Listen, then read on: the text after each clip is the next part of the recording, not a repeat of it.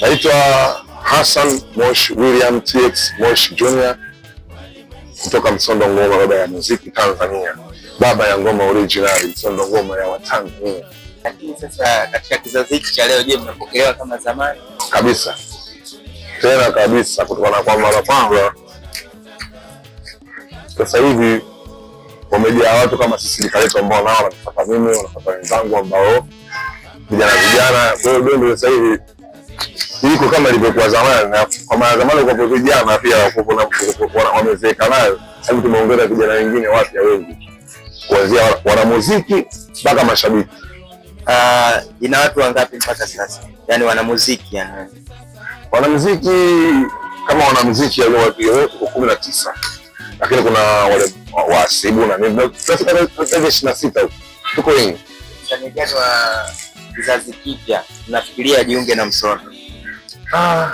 Kufikiria mtu ajiunge na Msondo au aje, kusema kweli si zani, ila tunamkaribisha mwanamuziki yote ambaye anajua kuimba, anakaribisha Msondo yote mwenye uwezo wa kuimba. Malengo yenu kwa sasa? Kwa zaidi hapa tulipo, kwa sababu hii bendi ilikuwa ina miaka mingi na wazee wetu wameshafanya vitu vingi. Kwa hiyo sisi kufikia japo robo waliofanya wao au kwenda zaidi juu ya wao walioyafanya, ili tuendelee kuwa vizuri zaidi.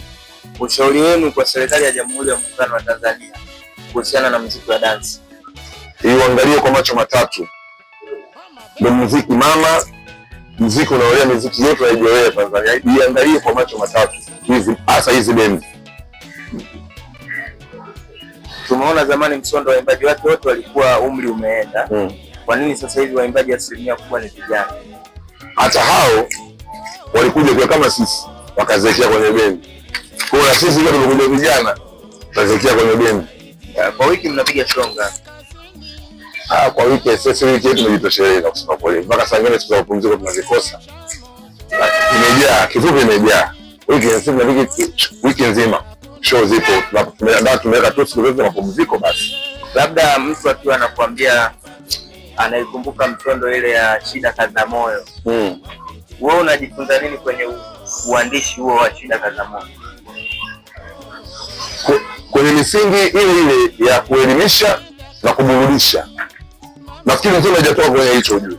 Mpaka hata kwenye kombe letu mpya napo zimeelekea kwa sisi na kuburudisha na kuelimisha. Sio ndo kunaga matuzi. Huko unapata burudani na elimu. Ndio msingi baba ya ngoma yani. Burudani na elimu. Kwa hiyo tutoke humo, hata sisi tuliokuja sisi. Natembea humo. Msanii mmoja ndani ya Msondo ambaye ukimkumbuka unasema kweli Msondo ilikuwa hatari kabla mimi sijaingia kwenye Msondo. Kwa Msondo jamani. Yeye anasema tu Msondo yote hauta na moja hapo. Unajua baba ngoma ilitimia unajua. Sio naelewa. Huko sasa huko kuna Mbwembwe, huko na kama Ndagurumo.